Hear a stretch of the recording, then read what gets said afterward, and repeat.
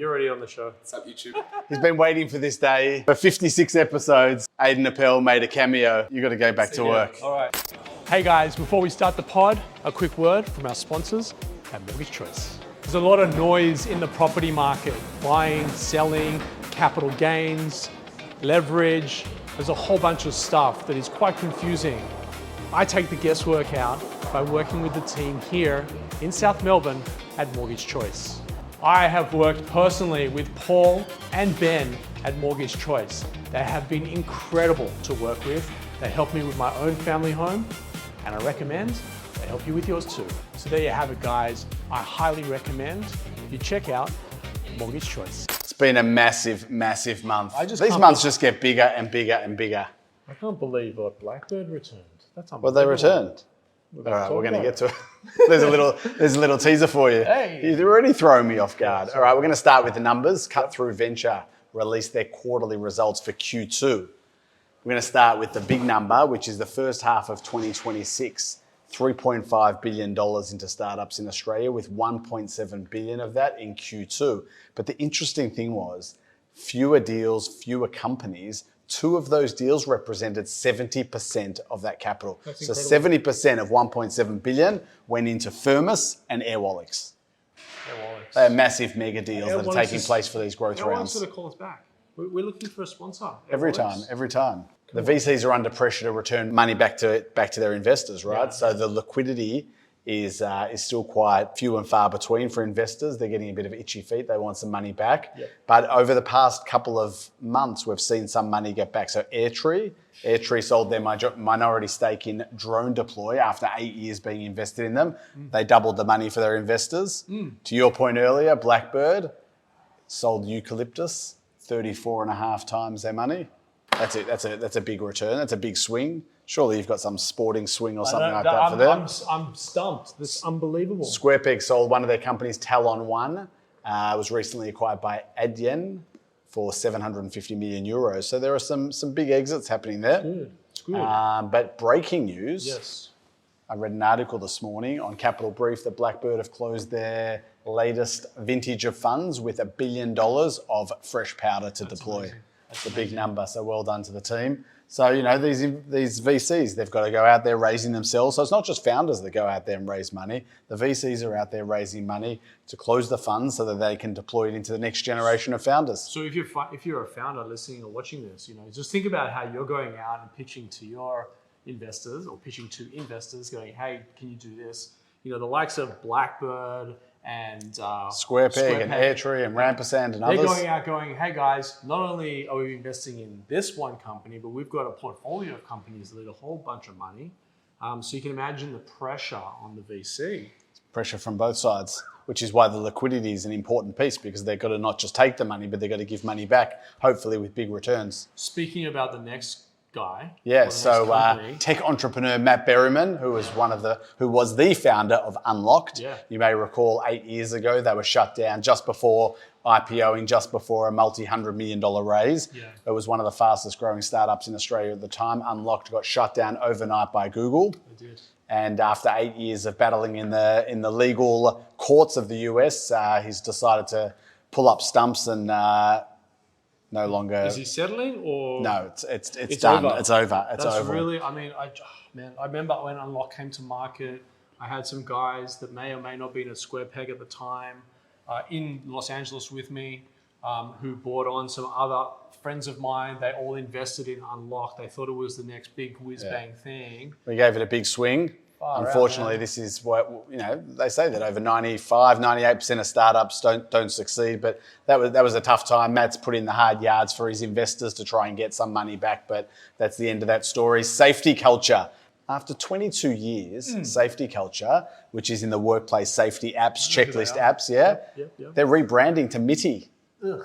Safety Culture are also a sponsor of the Australian Open on Centre Court. Anyway, they're going to be called MIDI in an AI world. They're rebranding. They're moving into insurance. They're moving into other new product suites, maybe some hardware as well. And they decided what do I know? Safety Culture was no longer. Gav, we've been speaking, I don't know, 5 couple minutes. Yeah, what's going on? Canva's been in the news. There we are. There it is. So Canva's latest valuation's been slashed by $10 billion over the past day.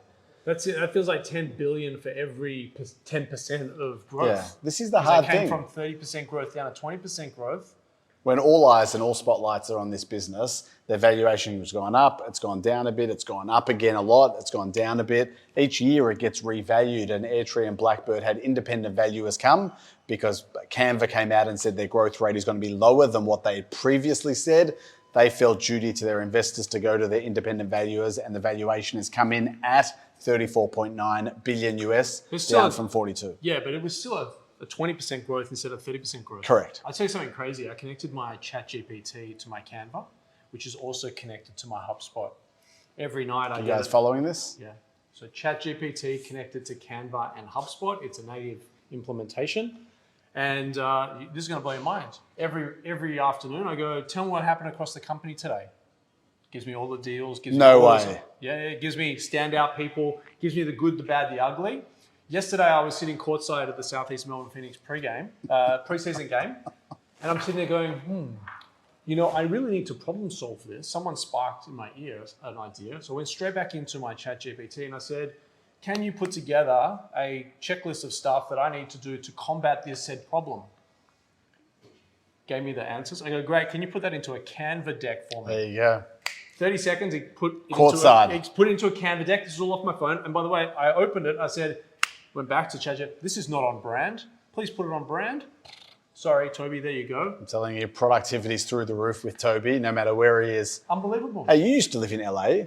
Did I? So in LA, Have I ever told you that I lived in yeah, LA? there's the Intuit Dome. Oh, yeah. And there's the Crypto.com Arena. Mm-hmm. And now in Sydney, as of a couple of weeks ago, there is the Afterpay Arena has officially opened its doors. I like it. So not only are tech startups and scale-ups taking over the Formula One track, they're taking over major, what do you call them? Venues, domes, arenas. Arenas. And so the Lakers just got sold a couple of days ago for $12.5 billion. I put out on my channel that unfortunately I was outbid. And so someone sent me an image, AI-generated image of a local high school basketball stadium. There you go. Said, here, mate, go put your name on this. There you go. So going global for a second, Atlassian, as we all know, founded in Sydney, Australia. Their stock soared 35% after their latest quarterly results. Mike Cannon-Brookes said, well, that's a good result. I'm going to put in $250 million and buy some more stock. And just a couple of days ago, on the 11th of August, I know this because I bought the book on this day, a new book about inside the Atlassian walls called Tech Bros was released, and I've already read the first chapter. I'm hooked. You know how many people have messaged me about Tech Bros thinking it was you and I? Really? Like, it's crazy. Stop it. You got James to laugh on that one. Google's cloud business is going out of control. AI is delivering at record profits. Anthropic's quarterly revenue surged more than $16 billion. They're now over 60 billion run rate. Remember when we started talking about Anthropic and their run rate was like 1, 4, 16, 30. They're now over 60 billion. Do you know what the projection is? No. 120. 120. No, I'm serious. I mean, dead serious. I believe you. Yeah. They're forecasting $120 billion. And some people are in disbelief. We're getting... And they're allegedly going to be IPOing for around $2 trillion. Yes, yeah. We've spoken about that. SpaceX with XAI. I'm ready to go on that, by the way. I think we're near the bottom. We're getting close. We're getting close. Mm. Tesla. Haven't mentioned that yet. Tesla just made their 10 millionth EV. Was that you? Did you buy it? No, I didn't. Wow. No. 6 years ago. When did you get to an FSD? 6 years ago, they had their 1 millionth.